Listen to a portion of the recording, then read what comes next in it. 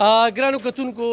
د شهید وطن خیاط محمد خان شیرپو نن 8 تاریخ دی په دغه 8 تاریخ باندې چې کوم دی د ختم القرآن سلسله وي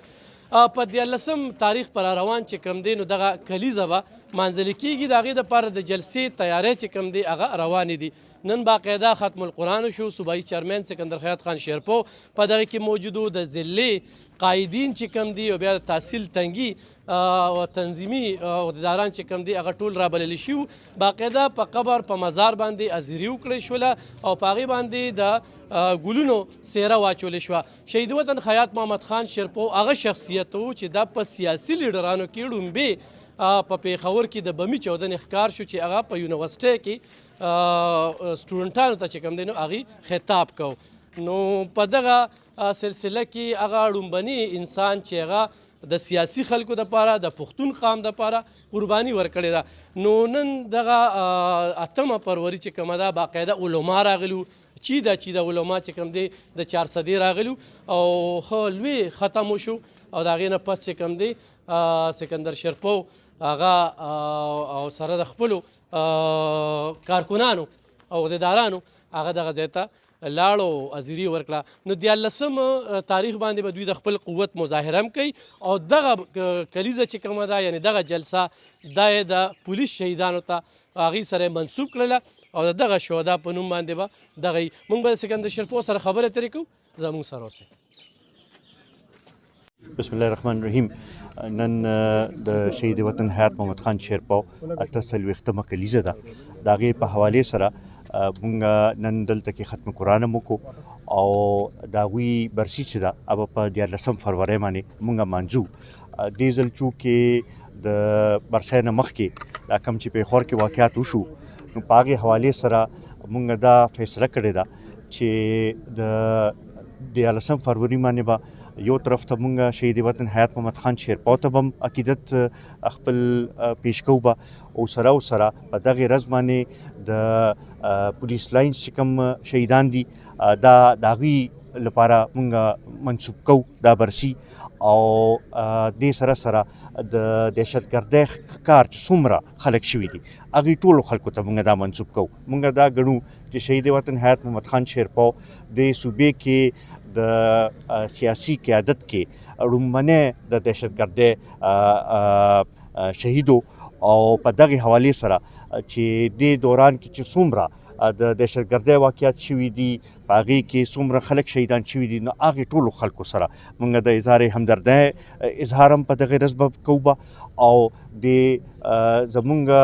په سیمه باندې د امن راوستل لپاره به مونږ آواز به هم په دغې ورځ باندې اوچتوو به او دا دې ځل دا برسي مونږ د امن سره منسوب کوو आज शहीद वतन हयात मोहम्मद खान शेरपो की 48वीं बरसी है और हम इस मुनासिबत से आज हमने ख़त्म कुरान किया और 13 तारीख़ को हम जो हर साल हम जलसा करते हैं उनकी बरसी के ऊपर वो 13 फरवरी को मुनक़्क़द करेंगे इस साल हमने ये फ़ैसला किया है कि चूँकि इससे पहले पेशावर पुलिस लाइंस में जो वाक़या हुआ है एक बहुत दर्दनाक और अफसोसनाक वाक़या हुआ है तो हमने ये फ़ैसला किया है इस दफ़ा कि 13 फरवरी को जो जलसा हम करेंगे उसको हम जितने भी दहशतगर्दी से शहीद हुए हैं हमारे सूबे के उन सब के नाम से हम इस जलसे को मंसूब कर रहे हैं और अपने इस इलाके में अमन के नाम से इसको मंसूब कर रहे हैं इस हवाले से हम शहीद वतन हयात मोहम्मद खान शेरपो की जो कुर्बानी है उनको भी सामने उजागर करेंगे और साथ साथ जिन लोगों ने और इस सूबे में अमन के लिए किरदार अदा किया है उनकी जद्दोजहद को भी उजागर करेंगे हम समझते हैं कि पुख्तून ने बहुत से जनाजे उठा लिए हैं पुख्तून ने बहुत कुर्बानियाँ दे दी हैं अब वक्त आ गया है कि ये सिलसिला रुकना चाहिए ये आग जो है ये बुझनी चाहिए और यहाँ पे अमन जो है वो सही मानों में आना चाहिए हम ये समझते हैं कि ये हुकूमत और स्टेट की ज़िम्मेवारी है कि वो अमन दे हमें हम मांगते नहीं हैं ये हमारा हक है हम चाहते हैं कि अमन हमें दिया जाए और इस हवाले से हम बरसी में یہ پیغام بھی جو ہے یہاں سے پختونوں کا ایک پیغام جو ہے وہ اسلام آباد کے لیے دیں گے. سر آپ امن کی بات یقین رکھتے ہیں اور ہم چاہتے ہیں کہ آئین کے مطابق جو بھی ہو آئین کے مطابق ہو. کہ قومی اور صوبائی اسمبلی الگ الگ ہوں گے کہ مطلب کہ صوبائی اسمبلی پہلے ہوں گے پھر یہ ایک سوال ہے. اس میں دو چیزیں آتی ہیں. ایک تو سینسس کی بات بھی آ رہی ہے. یہ بھی ایک عجیب وہ ہے کہ دو اسمبلیوں کا ایک سینسس کے اوپر ہو اور باقی کا دوسرے سینسس. ہم یہ چاہتے ہیں کہ جو بھی فیصلہ اس حوالے سے ہو وہ آئین کے اور قانون کے مطابق ہوں. سر آئین میں یہ ہے کہ 90 روز کے اندر انتخابات ہوں گے. پی ڈی ایم کی جو موجودہ حکومت ہے وہ جو مرکزی پارٹی ہے پاکستان مسلم لیگ نون وہ نہیں چاہتی کہ بر وقت انتخابات ہو. تو ایسے میں آپ بھی قومی وطن پارٹی بھی پی ڈی ایم کا حصہ ہے تو قومی وطن پارٹی کا کیا موقف ہوگا؟ دیکھیں ابھی تک تو یہ کبھی ڈسکس نہیں ہوا. نہ میں نے یہ ان سے سنا ہے کہ وہ ڈیلے کرنا چاہ رہے ہیں.